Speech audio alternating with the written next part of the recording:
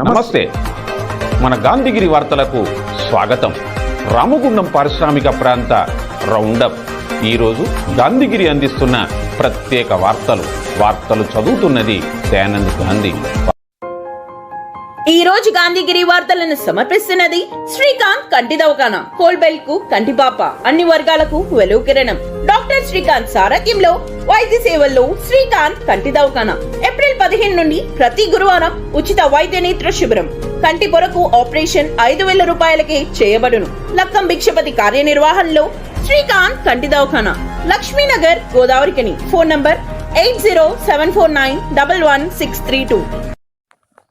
రాష్ట్ర ప్రభుత్వం ప్రతిష్టాత్మకంగా చేపట్టిన ప్రజాపాలన ప్రగతి ప్రణాళికలో ప్రతి ఒక్కరూ భాగస్వాములు కావాలని రామగుండం ఎమ్మెల్యే ఎంఎస్ రాజ్ ఠాకూర్ ప్రజలకు పిలుపునిచ్చారు. ఈరోజు 18 క్లీన్ కాలనీలోని 19వ డివిజన్ అల్లూరులో ప్రజాపాలన ప్రగతి ప్రణాళికలో భాగంగా corporator Marelli Sushila Rajireddy drainage cleaning, bushes cutting కొరకు 2 జేబీసీలు, బ్లడ్ డాక్టర్స్తో మున్సిపల్ సిబ్బందిని ఏర్పాటు చేశారు. ఈ కార్యక్రమానికి మున్సిపల్ కమిషనర్ అరుణశ్రీ హాజరై నాలాలలో పేరుకుపోయిన చెత్త చెదారాన్ని ఎప్పటికప్పుడు పరిశుభ్రంగా ఉంచుకోవాలని చెప్పారు.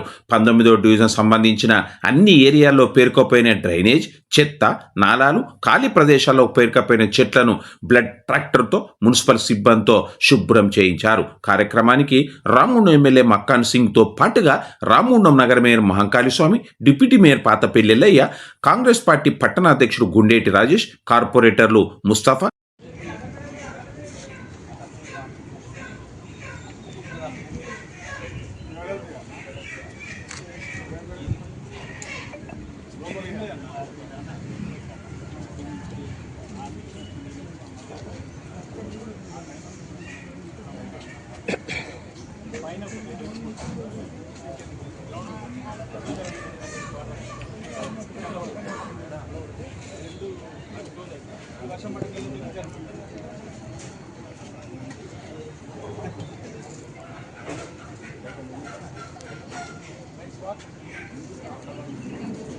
జగదాంబ లినెన్ కాటన్ స్టోర్, గోదావరిఖనిలోనే మొట్టమొదటి అతిపెద్ద జెంట్స్ క్లాత్ షోరూమ్. రాబోయే పండుగలు, మ్యారేజ్ సీజన్ కోసం స్పెషల్ ఆఫర్స్. 999 రూపాయలకే 4 ప్యాంట్ క్లాతులు, 999 రూపాయలకే 4 షర్ట్ క్లాతులు, 999 రూపాయలకే 2 రేమాన్ ప్యాంట్ క్లాతులు, 999 రూపాయలకే 2 అరవింద్ ప్యాంట్ క్లాతులు, 599 రూపాయలకే మీటర్ 60 వైట్ లెనిన్ షర్టింగ్, 799 రూపాయలకే మీటర్ 70 వైట్ లెనిన్ షర్టింగ్, 899 రూపాయలకే మీటర్ 80 వైట్ లెనిన్ షర్టింగ్, 999 రూపాయలకే metre 100 white linen shirting. Jagadamba linen cotton store, Lakshminagar, Godavarikhani.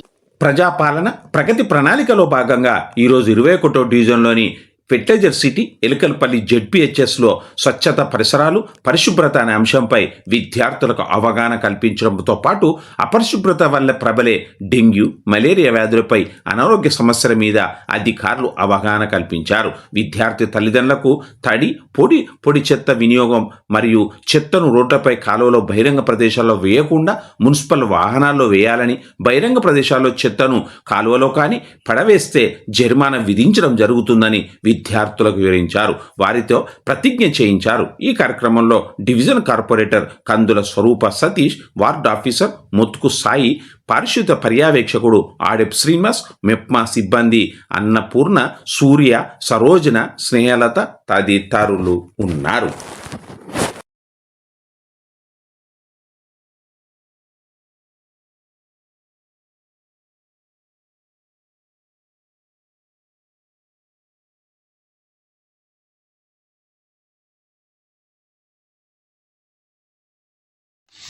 నేను తెలంగాణ రాష్ట్ర ప్రభుత్వం చేపడుతున్న 99 రోజుల కార్యాచరణ ప్రణాళికలో భాగంగా మార్చి 6వ తేదీ 2026 నుండి మార్చి 15వ తేదీ 2026 వరకు పరిసరాల పరిశుభ్రత సంబంధించిన మున్సిపాలిటీ చేపడుతున్న అన్ని కార్యక్రమాల్లో పాల్గొంటామని మరియు మనస వాచ కర్మన నా వంతు మున్సిపాలిటీ యొక్క అభివృద్ధికి కృషి చేస్తానని ప్రతిజ్ఞ చేస్తున్నా. ఈరోజు కన్సూమర్ రైట్స్ ఇండియా ప్రధాన కార్యదర్శి తౌటం చేతన సోని ఆధ్వర్యంలో గోదావరిఖని ఫంక్షన్ హాల్లో జరిగిన సమావేశంలో సంఘ పెద్దపల్లి జిల్లా నూతన కార్యవర్గాన్ని ఏర్పాటు చేశారు. ఈ సమావేశానికి ముఖ్య అతిథిగా లీగల్ అడ్వైజర్ భూమయ్య, శ్రీధర్ హాజరయ్యారు. పెద్దపల్లి జిల్లా వర్కింగ్ ప్రెసిడెంట్గా కొండ కుమార్, వైస్ ప్రెసిడెంట్గా సిరిపురం శ్రీను, జనరల్ సెక్రటరీగా అల్లం రామ్మోహన్, జాయింట్ సెక్రటరీగా బుడ్డి శివ, ఎగ్జిక్యూటివ్ మెంబర్గా రవిని నియమించారు. అలాగే సంఘ సుల్తానాబాద్ మండల ప్రెసిడెంట్గా ఆషాఢం లక్ష్మీరాజ్యం, జనరల్ సెక్రటరీగా బాపును నియమించారు. సిపిఎంఎల్ న్యూ డెమోక్రసీ మాజీ రాష్ట్ర కార్యదర్శి రాయల సుభాష్ చంద్రబోస్ అలియాస్ రవణ 10వ వర్ధంతి సందర్భంగా ఈరోజు గోదావరిఖని ఐఎఫ్టి కార్యాలయంలో ఆయన చిత్రపటానికి పూలమాలలు వేసి సంఘ శ్రేణులు ఘనంగా నివాళులు అర్పించారు. ఈ సందర్భంగా న్యూ డెమోక్రసీ పార్టీ జిల్లా సహాయ కార్యదర్శి ఈ నరేష్ మాట్లాడారు. ఈ కార్యక్రమంలో నాయకులు ఏ వెంకన్న, బి అశోక్, చిలుక శంకర్, బత్కుల రాజన్న, కె ధర్మేందర్, ఎస్ ప్రసాద్, అవినాష్, శ్రీనివాస్, బొట్టు రవికుమార్, ప్రేమ్ కుమార్ తదితరులు ఉన్నారు. రాష్ట్ర ప్రభుత్వం ప్రతిష్టాత్మకంగా చేపట్టిన రాజీవ్ యువ వికాసం పథకాన్ని వెంటనే అమలు చేసి లబ్ధిదారులకు ఎంపిక చేయాలని భారత ప్రజాతంత్ర యోజన సమాఖ్య గోదావరిఖని పట్టణ కమిటీ డిమాండ్ చేసింది. ఈ సందర్భంగా ఈరోజు గోదావరిఖని సంఘ కార్యాలయంలో ఏర్పాటు చేసిన సమావేశంలో జిల్లా కార్యదర్శి కొంటు సాగర్, పట్టణ కార్యదర్శి అట్ల శివకుమార్ మాట్లాడారు. ఈ కార్యక్రమంలో జిల్లా కమిటీ సభ్యులు గుండబోయిన శ్రీనివాస్ యాదవ్, సూర్య తదితరులు ఉన్నారు.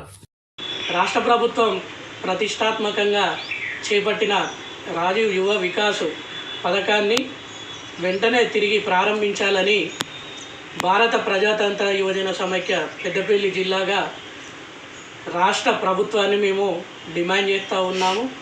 ఎందుకంటే రాష్ట్ర ప్రభుత్వం ఎంతో హఠాత్తుగా రాజీవ్ యువ వికాస్ పథకాన్ని ప్రారంభించినప్పటికీ పూర్తి స్థాయిలో అది ఎవరికి కూడా యువతకు దానివల్ల ఉపాధి అవకాశాలు పొందలేదు. అది మధ్యలోనే అర్ధాంతరంగా దాన్ని నిలిపివేశారు.